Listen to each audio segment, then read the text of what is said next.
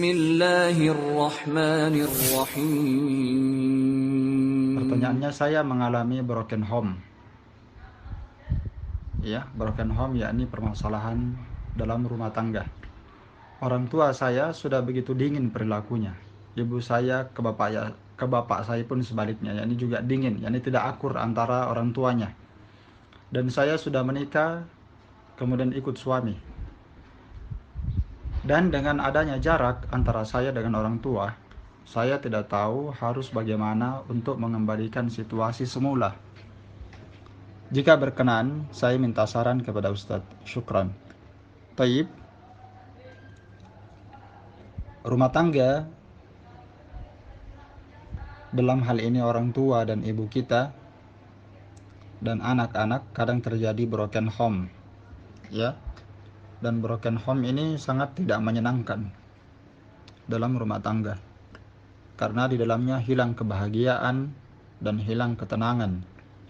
Dan tidaklah hal itu terjadi kecuali karena ketika seorang itu jauh dari Allah Subhanahu wa taala, jauh dari sunnah Rasul sallallahu alaihi wasallam, jauh dari nilai-nilai ilmu agama dan syariat.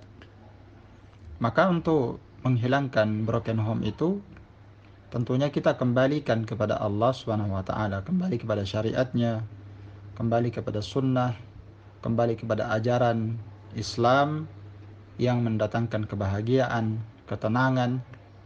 Naam, meskipun kita adalah orang yang miskin, meskipun kita adalah orang yang fakir, namun setiap orang bisa mendapatkan kebahagiaan itu.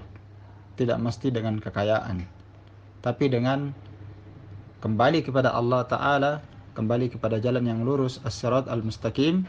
InsyaAllah Ta'ala seorang akan merasakan dan mendapatkan kebahagiaan dunia dan akhirat, InsyaAllah.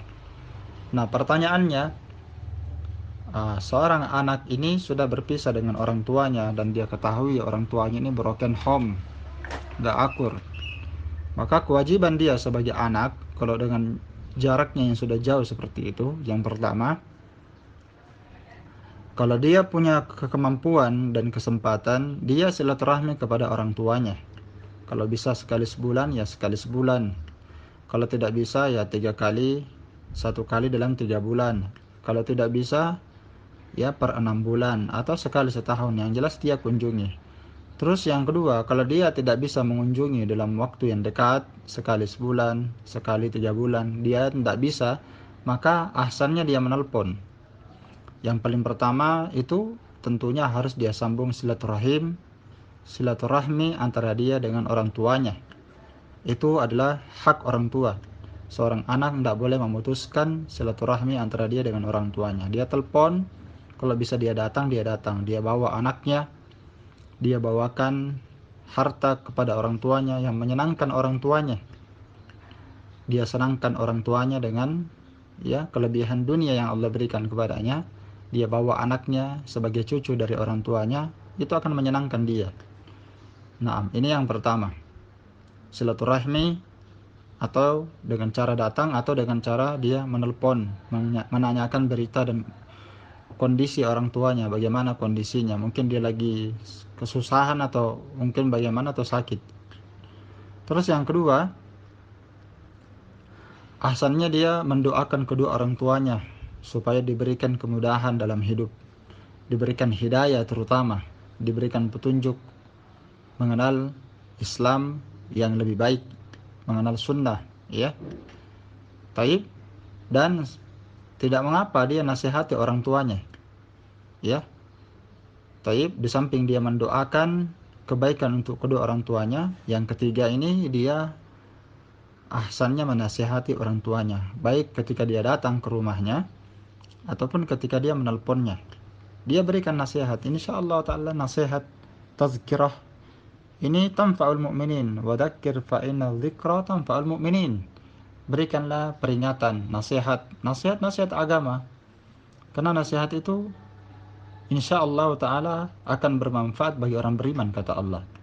Dan kadang nasihat itu lebih berharga, ya, bagi seorang muslim dan muslimah dibandingkan sedekah emas dan perak. Maka dia nasihati, jangan dia tidak punya keinginan untuk memberi nasihat, harus dia nasihati.